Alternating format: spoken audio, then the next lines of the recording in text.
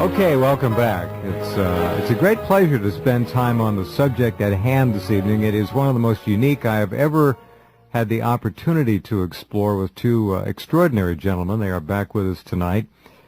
As many of you know, we have, over the years, done a lot of programming and talked to a lot of people about non-local consciousness, the collective unconscious, whatever you want to call it, the old we are all one kind of thing, and it's true. We are all tied together. And as a mass of consciousness, there are ways to plumb that knowledge, and these gentlemen have come up with a way to do so. It's very unusual, to put it mildly, and utterly fascinating.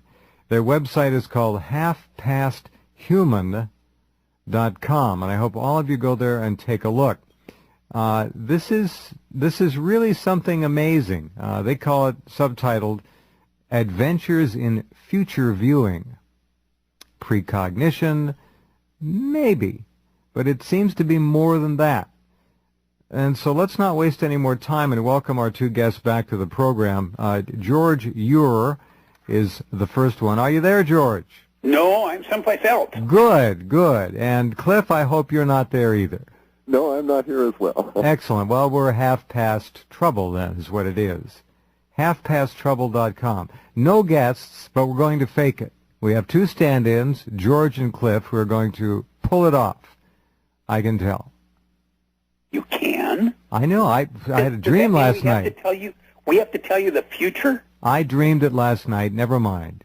Got it all. You guys can leave now if you want. I'm just going to tell them what I dreamed. No. We're almost snowed in. There's no point for me going anywhere. Now, Cliff, you're almost snowed in, and you're on the Pacific Northwest. Yeah, just joking, although we are experiencing a snow, hail, extreme weather event in Puget Sound today and over through tomorrow, probably a little bit into Sunday. You know, they have this thing called the high temperature and the low temperature overnight. Then they have what they call real feel. In other words, what it really feels like. Say it's 25, but it really feels like 24 or whatever.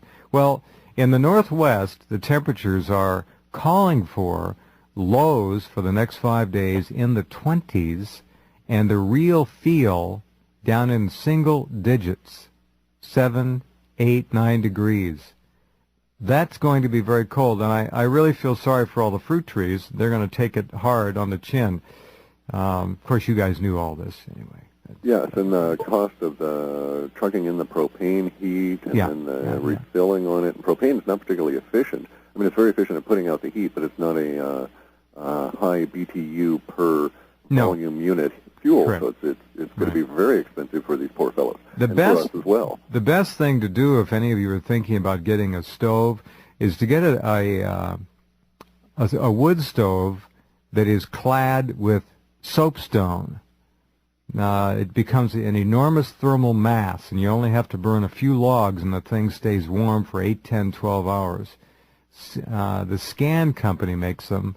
Tulakivi makes another one, very expensive, but the Scan... There's also a cheaper alternative, and it's called Russian fireplaces, and basically it's the same kind of a concept, or Finnish fireplaces. You can find them online, maybe even through some of the old Whole Earth catalog or Mother Jones kind of magazines, but you take a wood stove and basically surround it with sand that's encased in brick. There you go. The same effect. Same idea. Thermal mass. It's very smart.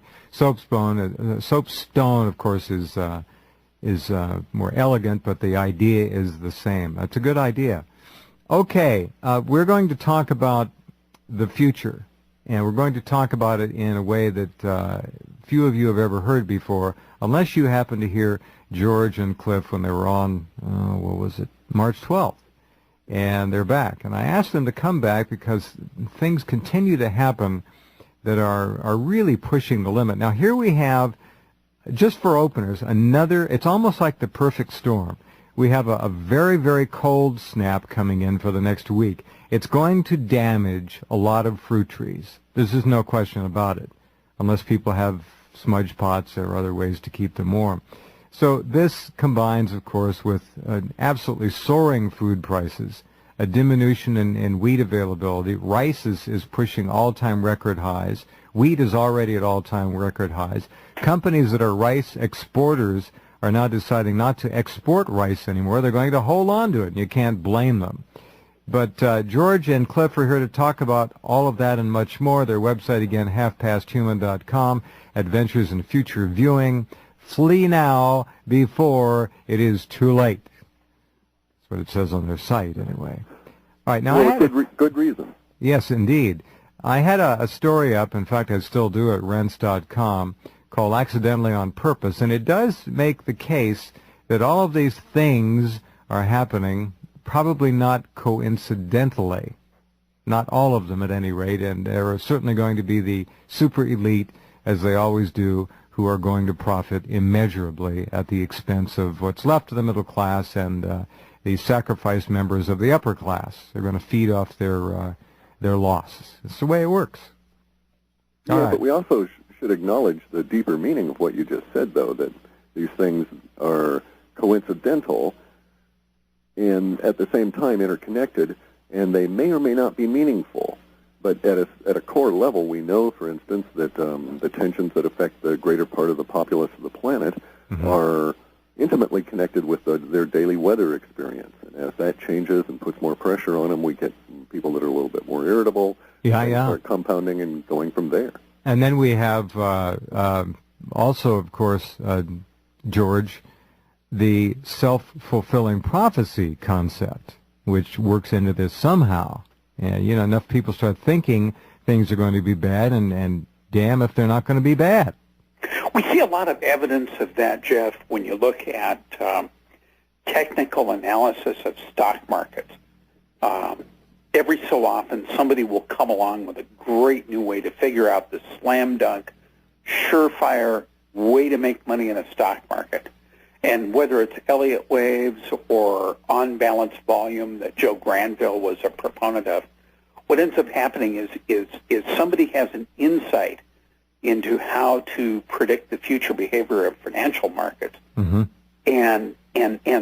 some core begins to adopt it, and they make money at it, and then all of a sudden it goes DeVoe, it goes mainstream. And suddenly, when everybody on the planet starts doing the same kind of technical analysis, it stops working. And so that's the kind of thing that goes on. Not everybody can look at an Elliott wave chart, come to the same conclusion, and all make money. I mean, there's going to be winners and losers. Right. And by the same token, people who look strictly at on-balance volume, before it became popular, it was very easy to take a somewhat unknown technique and actually make some pretty serious bank. But once it became spread out so that everybody knew about it, and that's where we are right now with things like food. When I was on the show with you and Clif back in the middle of March, I think I said, you know, based on Clif's work, when I look forward from an investment standpoint, it seems like commodities are probably going to go up through maybe middle of June to middle of July. Right, you did say that, yeah. And I said concurrent with that, we'd probably see a screaming mother rally in the stock market. 12,800 plus on the Dow. I mean, there's nothing wrong, folks. Everything's fine. Don't worry. Yeah, everything's all good. But well, George, why don't you tell them about the idea of the crack-up boom, though? Well, yeah, there's a school of economists called the von Mises, Ludwig von Mises. Yes. And his theory is that before you run into the big concrete wall, everything is going to look splendid, grand. You're going to have a runaway blow-off, everything, just like 1928, 29. Yeah, the bond market collapsed in late 28, early 29. There were serious problems in the fixed income markets back then, not unlike we're having in the derivatives and the fixed income markets and the CDOs and SIVs and everything else now. Well, there were no hedge funds back then, though, $500 trillion worth. But they had their equivalents. I mean, that's what the trusts were. You know, people forget that there's nothing new really in finance. It's just repackaged. Well, that's what they're doing. You know, excuse me, but I've been telling a few friends and things, that's what's going on now. They're literally reconfiguring the game. That's what's happening. Yeah, you repackage the game. I mean, it's the same game. That's what right. You try to do is you leverage the hell out of everything, right? Yep. And you get everybody to borrow up to their shorts. Yep. And then everybody looks surprised. Pull the rug out from under them, and that's it. And, yeah. Go back to go, do not collect anything, and try it again.